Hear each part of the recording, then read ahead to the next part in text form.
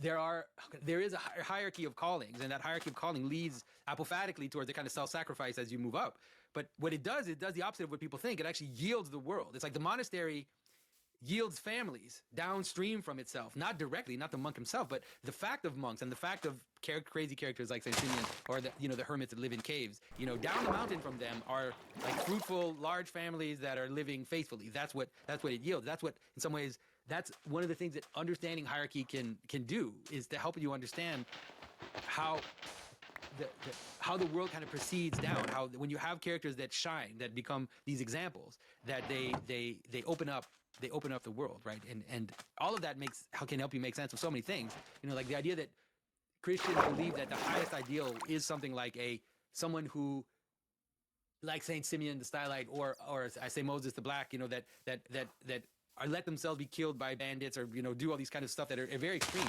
That downstream from that is actually nations that defend themselves. Like now downstream from that is actually like healthy, nations that are able to, or it doesn't mean that it has to happen at, how can I say this? Like the apophatic yields fruit. It doesn't make the whole world stop to disappear. Like it doesn't like swallow the world into it. I don't know if that makes sense. Yeah. I'm kind of on the edge here on my thinking. Well, right, but it also doesn't make everything the same. Yeah. And everyone the same. Right?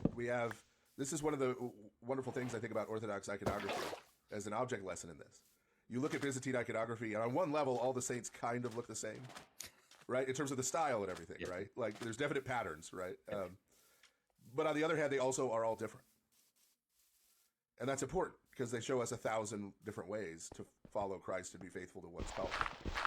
Right? So you're not being called, all Christians aren't called to just, adopt the same mode of dress and attire and way of speaking and tone of voice and, right? and all these things. Quite the opposite. Right? Quite the opposite. There are people who are called to different things. And pride struggles against that mightily because we all want to have the callings that get more prestige and more thanks from other humans. People want to be priests; they don't want to be church janitors, like aspirationally. But there are times where the things the janitor does are more important to the life of the community than what the priest might be doing that day. There's a lot of that, but that could be mistaken, as the Puritans did, for there being something wrong with someone trying to exercise God-given authority. Yeah, and I think that Christian hierarchy and the way that Christ sets it up is, in some ways, I always thought that it's the solution to hierarchy, because there's a sense in which we can't avoid hierarchy. We need it. There's no way around it. Even your actions are organized hierarchically. Even your perception is organized hierarchically. You just can't avoid it. But the vision of the relationship between the people who are in authority and those that follow them, in some ways it's like a self-sacrificial authority, and that what that does is it actually grounds hierarchy in something which fills the world, right? It fills the world with, and so the leader is there. The people serve the leader, but the leader gives himself, right? Gives himself down to the people that serve him, and that seems to be the way the world works. It actually seems to be the way that reality functions, and that Christ has revealed that to us in a very powerful way. But we always fall back on models of obviously of power, but that's not what Christ showed us. Right, and it's sacrificial on both sides. Yeah, that's right. Yeah. And as much as it's very easy for us to point to, well, yes, our leaders should be more self-sacrificial and should be more Christ-like, and it's true, right? I, as a priest, should be much more Christ-like than I am. But most of us struggle more with the other side of that. Yeah, especially like in America, especially in North America, we struggle with the other part, for sure. Right, because even if there are situations, right? There are situations where, not with my bishop is wonderful and never makes mistakes. But, certain times I have been around certain other bishops, who of course I won't name, right? And I've got a PhD in biblical studies. And they'll say something about the Bible that I know is just not true. Right?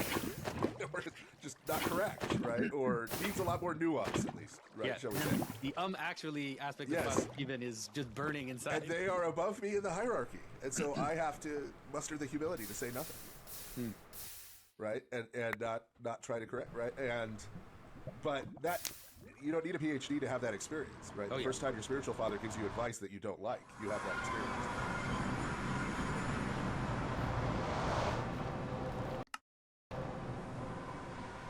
of, well, no, this seems right to me. And I know the scriptures say the way that seems right to me has its end in destruction, but but what he's saying seems wrong to me, and so I don't want to do it, you know.